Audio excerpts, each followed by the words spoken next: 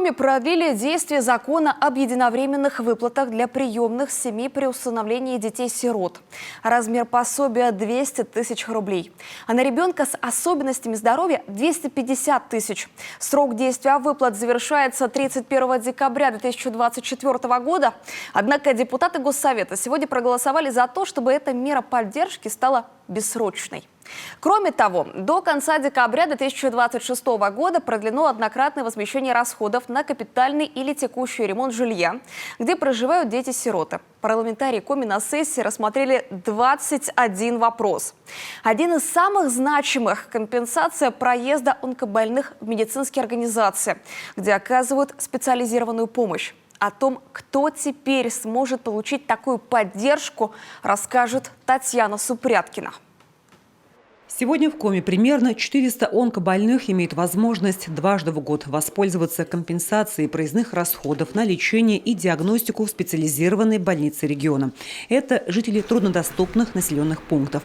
Между тем, в республике с таким тяжелым диагнозом на учете более 5000 человек. По поручению главы Республики Коми мы разработали законопроект, который сегодня представим на сессии Государственного совета депутатам.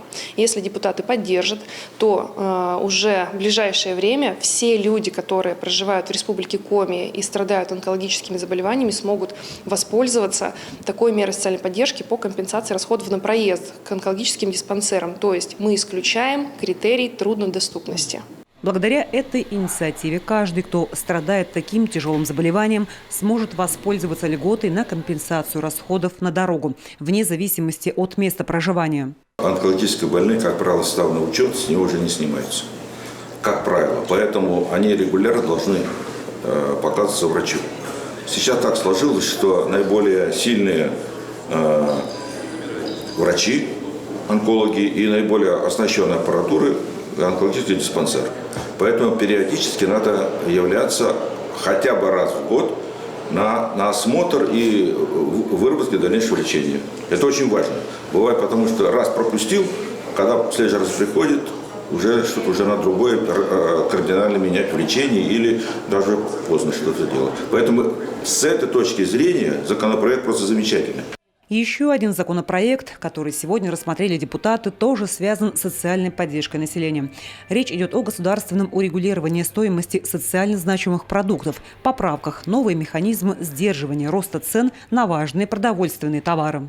Это 24 позиции, они утверждены федеральным постановлением. Это проект закона будет в соответствии с 662-м постановлением федеральным, который принят в этом году, вот в апреле месяце. И мы, в свою очередь, приводим в соответствие наше законодательство и вот отдаем возможность хозяйственным субъектам взять на себя обязательства по снижению цен на социальные, надбавок на продукты, да, на социально значимые продукцию. Список торговых сетей, с кем Минсельхозрегиона заключит соглашение о предельно допустимых розничных ценах, пока уточняется. К примеру, в 2020 году тогда тоже вводились такие ограничения. На подобные условия согласился лишь один ритейлер. Татьяна Супряткина, Дмитрий Ведерников, телеканал Юргана.